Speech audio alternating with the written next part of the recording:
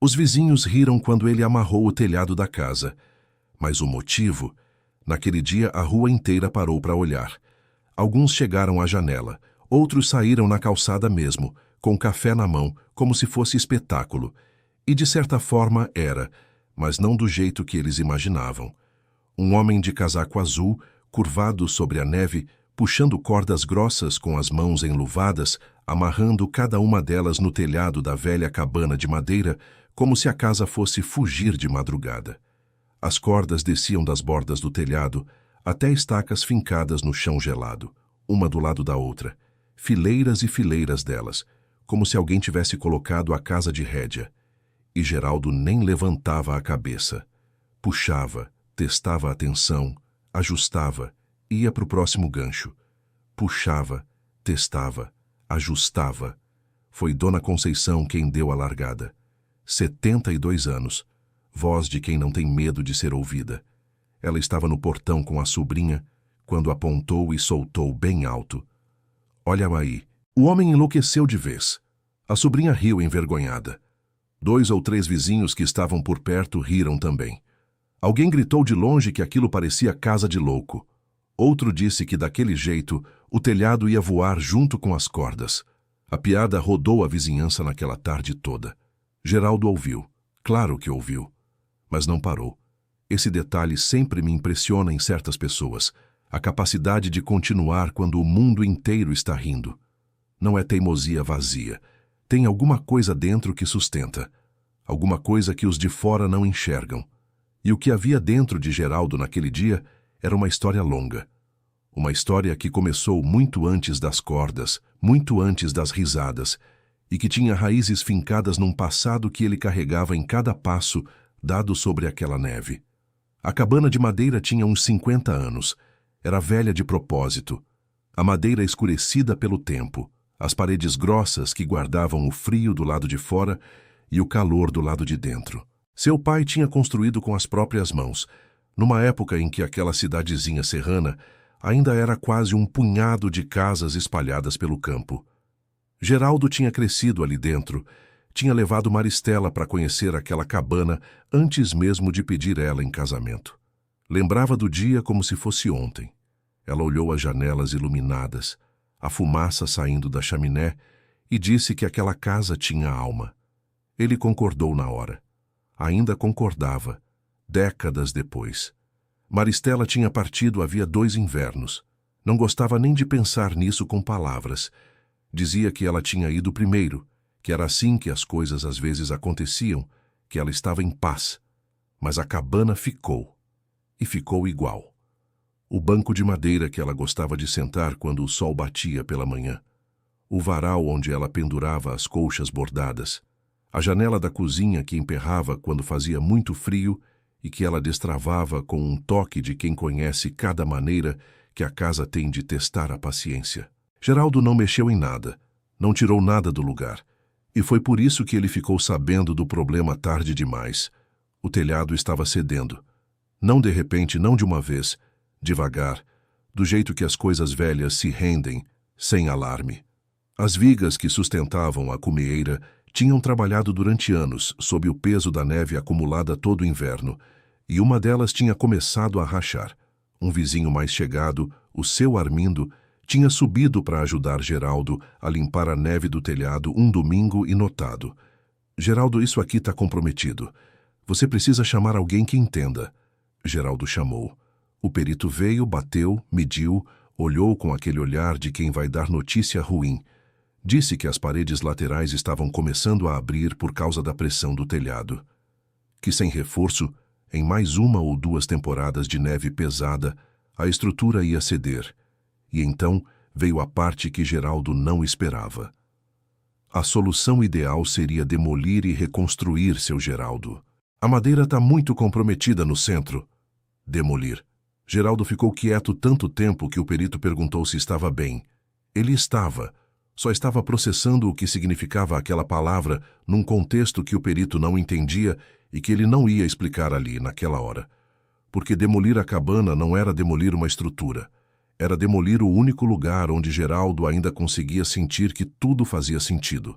Era demolir a única coisa que prendia o passado ao presente de um jeito físico real que ele podia tocar com as mãos.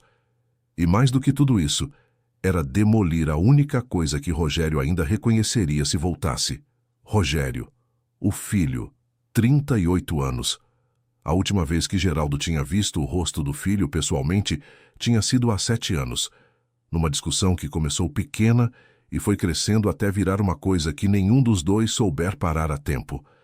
As palavras certas ditas da forma mais errada possível. Geraldo tinha dito que o filho era ingrato. Rogério tinha dito que o pai nunca soube ouvir.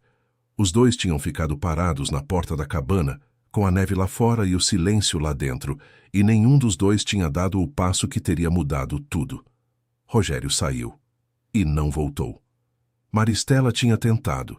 Ligava para o filho toda semana, conversava, mandava recado, pedia paciência dos dois lados. Era ela o fio que segurava a família em forma de família. Quando ela partiu, o fio se desfez. Geraldo tentou ligar para o filho algumas vezes depois disso, mas a voz saía diferente, seca, sem jeito. E as conversas terminavam antes de chegarem a algum lugar. Rogério mandava mensagem curta no dia do aniversário do pai. Geraldo respondia. Era o que havia. Mas havia um detalhe que Geraldo ainda não tinha conseguido colocar para fora nessas conversas rápidas e frias. Um detalhe que ele precisava dizer ao filho pessoalmente. Maristela tinha deixado uma carta. Para Rogério. Guardada dentro da gaveta da cômoda velha que ficava no quarto dos dois. Uma carta que ela escreveu quando percebeu que o tempo ia ficando mais curto e que ela talvez não tivesse mais ocasião de dizer certas coisas com a própria voz. Ela tinha pedido a Geraldo. Quando ele vier, você dá para ele. Não manda pelos correios. Você dá nas mãos, quando ele vier. Ela tinha dito assim com aquela fé silenciosa que tinha em tudo. Geraldo tinha prometido. Então, quando o perito disse demolir, o que Geraldo ouviu foi: sua promessa vai embora junto. Porque Rogério só ia voltar para aquela cabana. Isso ele sabia. O filho tinha crescido ali. Aquelas paredes guardavam algo nele também, mesmo que ele não admitisse. Se a cabana sumisse, a razão de voltar sumia junto. E a carta de Maristela ficaria num envelope que nunca chegaria às mãos certas, num quarto que não existiria mais. Geraldo não dormiu naquela noite. Ficou na mesa da cozinha com uma xícara de chá esfriando na frente, olhando o teto, pensando. De manhã cedo, ligou para o único engenheiro de quem ainda guardava o número na memória. Um homem chamado Seu Tobias, 71 anos, aposentado há uma década, que tinha trabalhado a vida toda com construções antigas naquela região. Não era um perito oficial, não tinha mais registro ativo, mas tinha algo melhor.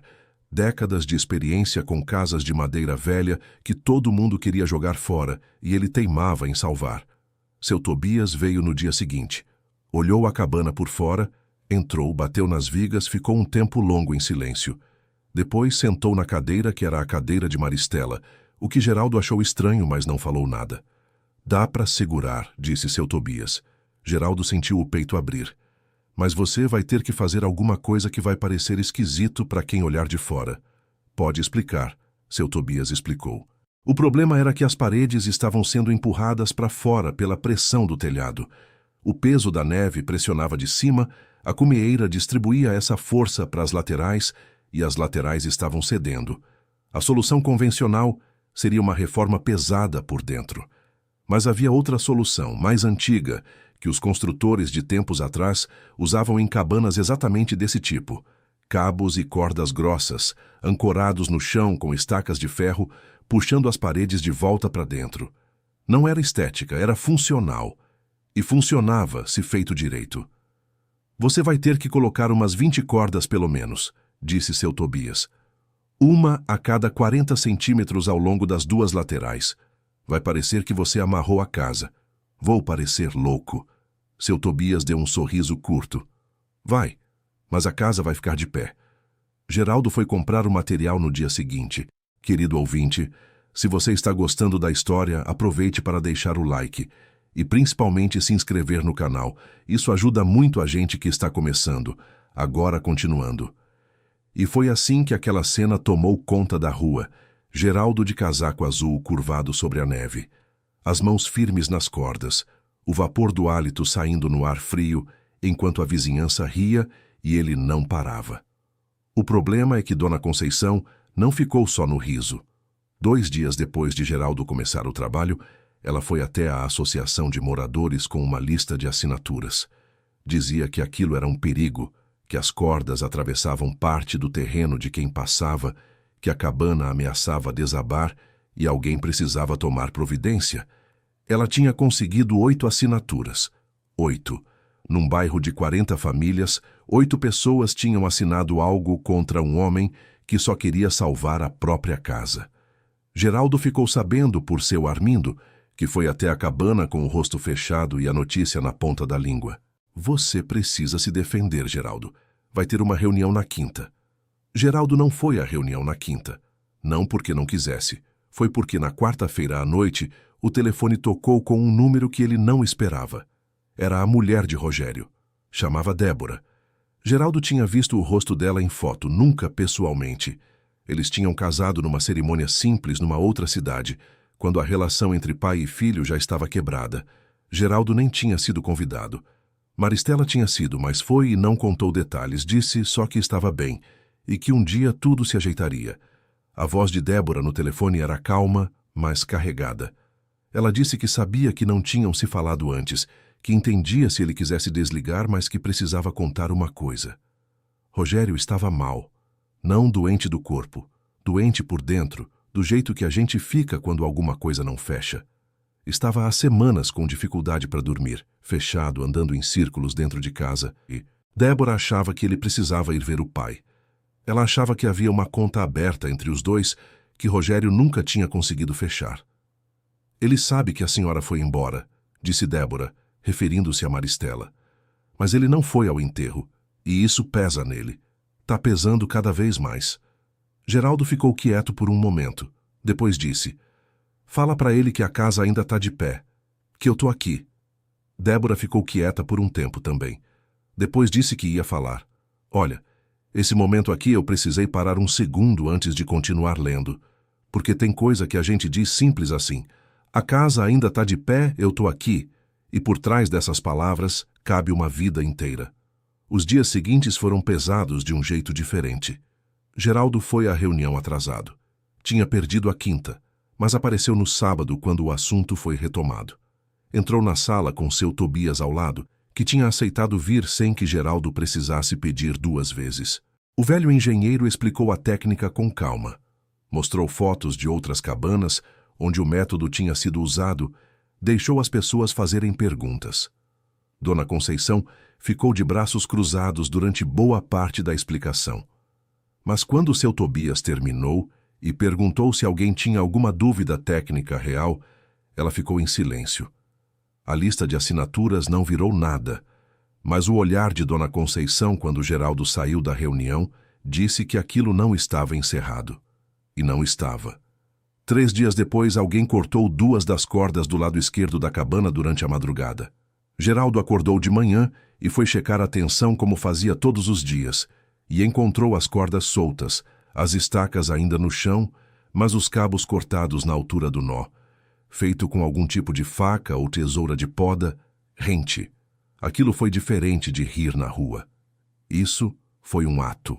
Geraldo ficou olhando aquelas cordas cortadas por um longo tempo, com o frio mordendo o rosto, e sentiu alguma coisa que raramente sentia. Raiva limpa. Não do tipo que explode, do tipo que endurece. Ele não foi falar com ninguém. Não acusou. Comprou cordas novas e refez as 2 no mesmo dia.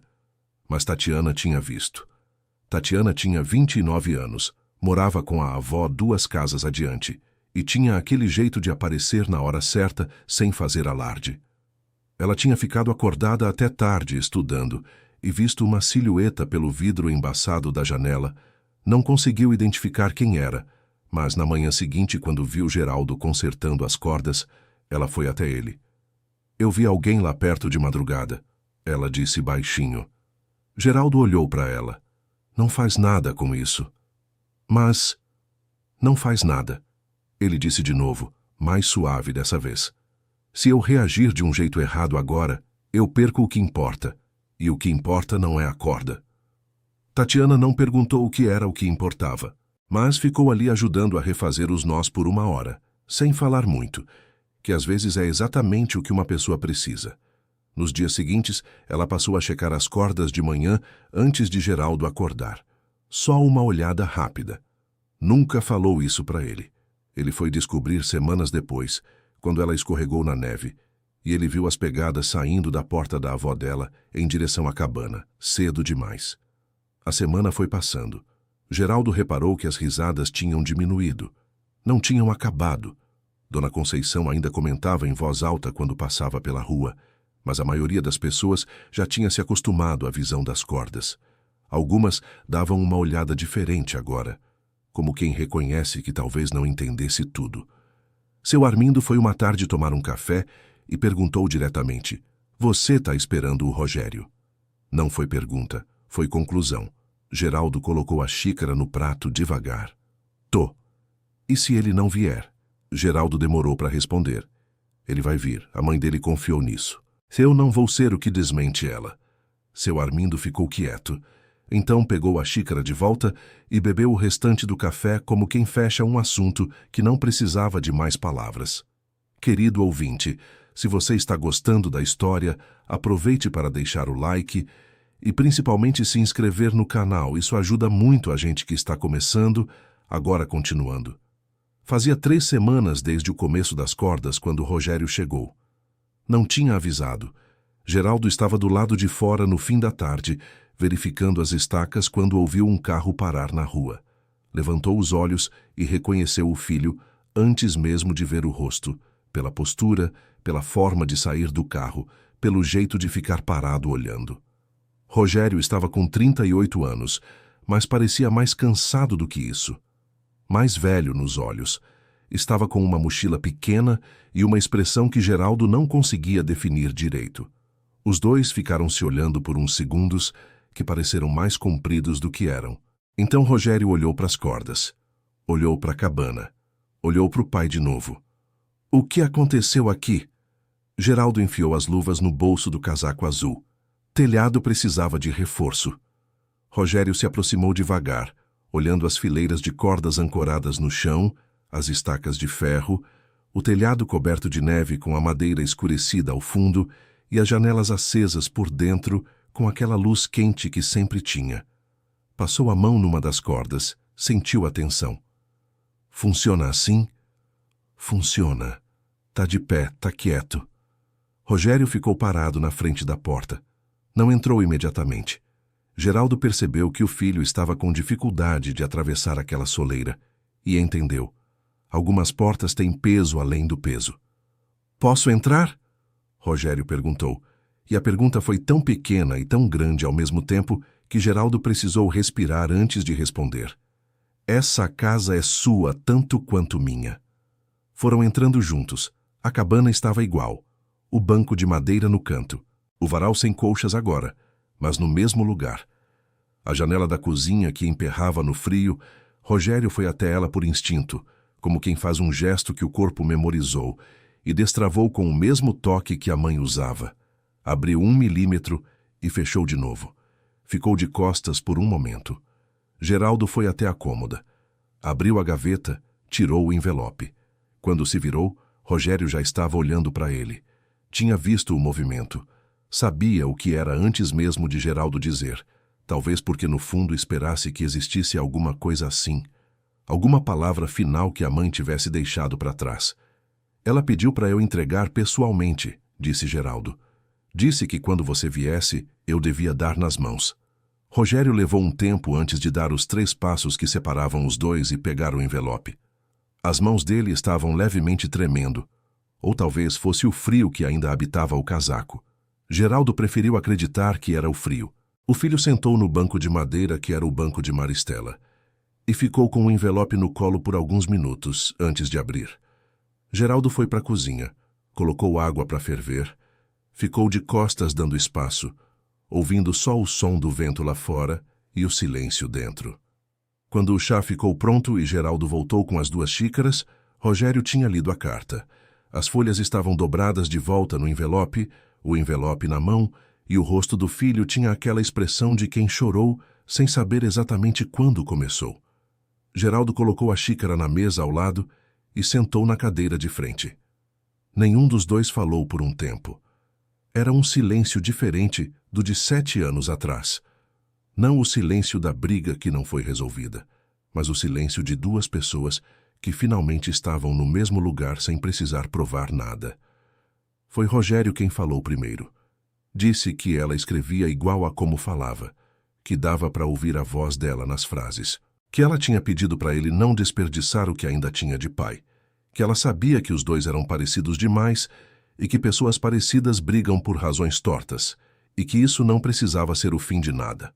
Geraldo ouviu. Depois disse, com aquela voz que escolhe as palavras com cuidado: eu disse que você era ingrato. Não era verdade. Eu estava com raiva de outra coisa, e você levou. Rogério ficou quieto. Eu devia ter falado isso antes. Demorei muito. Eu também demorei, disse Rogério, baixinho. Lá fora, a neve voltou a cair. A luz das janelas da cabana se espalhava pela neve do lado de fora, da mesma forma que sempre espalhara, aquele laranja quente que o frio do lado de fora não conseguia apagar. As cordas estavam tensas e firmes, cada uma no lugar, cada estaca fincada fundo o suficiente para segurar o que precisava ser segurado. Dona Conceição passou pela rua naquele fim de tarde e viu o segundo carro estacionado. Olhou para as janelas acesas, olhou para as cordas. Ficou parada um momento, e quem conhece bem o rosto de certas pessoas teria visto ali alguma coisa que não era mais riso. Era o reconhecimento de quem começa a entender que havia mais naquela história do que ela tinha querido enxergar. Ela continuou andando. Tatiana estava na janela da avó e viu o carro de Rogério também. Sorriu sozinha e voltou para os estudos. Seu Armindo ficou sabendo no dia seguinte e foi até a cabana com um pão de forno que a esposa tinha feito, sem explicação. Só disse que era para deixar o café mais gostoso. Geraldo abriu a porta e Rogério estava sentado à mesa, e seu Armindo apertou a mão do jovem com a firmeza de quem abraça sem abraçar. Rogério ficou 4 dias. No terceiro dia, ajudou o pai a revisar todas as cordas, testando a tensão uma a uma, do começo ao fim. Geraldo ia passando as mãos e explicando o que seu Tobias tinha ensinado, como a pressão funcionava, onde ficavam os pontos mais críticos. Rogério ouvia, perguntava, entendia. No 4º dia, antes de ir embora, ele disse que voltaria antes do fim do inverno com um amigo que entendia de carpintaria e que juntos eles iam começar a pensar num plano mais definitivo para a cabana, algo que a fizesse durar mais 50 anos. Geraldo disse que estava bem assim. Rogério disse que ele merecia melhor que bem assim. Foi a primeira vez em muito tempo que os dois riram juntos de alguma coisa. Na manhã da partida, Rogério parou na soleira e olhou para trás uma última vez como quem grava. Geraldo estava do lado de fora no frio de casaco azul e os dois se olharam por um segundo que não precisou de nenhuma palavra. Rogério foi embora. Mas dessa vez foi diferente. Dessa vez havia uma data marcada para ele voltar. E as cordas continuaram lá, firmes no lugar, segurando o que precisava ser segurado, enquanto o resto do mundo não entendia por quê. Às vezes, a coisa mais importante que um homem pode fazer não é a coisa mais bonita nem a mais fácil de explicar. É a coisa que mantém de pé o que importa, enquanto espera pelo momento em que alguém finalmente para de rir e começa a entender. Fim da história. Que história, gente! Que história! Geraldo não precisou de aprovação de ninguém para saber o que tinha que fazer. Às vezes a gente não aguenta o peso de uma promessa feita para quem amou, e é exatamente esse peso que nos mantém em pé. Conta pra gente o que você achou, de onde você está assistindo. Você acha que Geraldo fez certo em esperar assim? Deixa nos comentários, eu leio todos. E se essa história te tocou, não esquece do like e de se inscrever no canal para não perder as próximas histórias. Muito obrigado pela companhia de sempre.